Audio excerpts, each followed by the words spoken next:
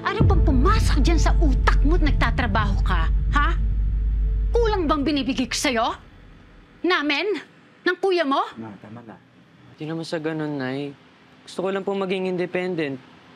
Masyado na po kayo maraming iniisip. Ayoko nang dumagdag pa.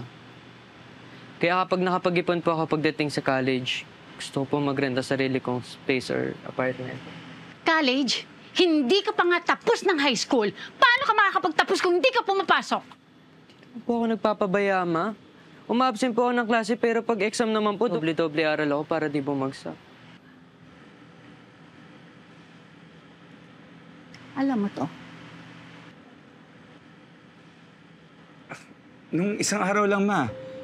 Nung sinabi niya na nakita niya si Helen. Althea, Ako din po, Ma. Ito ko lang din po nalaman. alam ninyong dalawa, pero hindi niyo sinasabi sa akin? Ma, pinagsabihan ko na nga yan si Ives. Ang sabi niya, siya daw magsasabi sa inyo. Eh, pinipigilan ko nga eh. At paano ka nakakapag-absent na bata ka, ha? Gumagawa po ako ng excuse letter tapos ginagaya ko pirma niya para payagan nila ako. Ano? Kuya, wala naman pong masama sa ginagawa ko eh. Gusto ko lang naman makabawas sa bigat na pinapasan yung dalawa. Kaya ko naman eh. Kaya ko. Ives, hindi. Hindi mo pa responsibilidad yan. Tapusin mo muna yung high school mo, anak.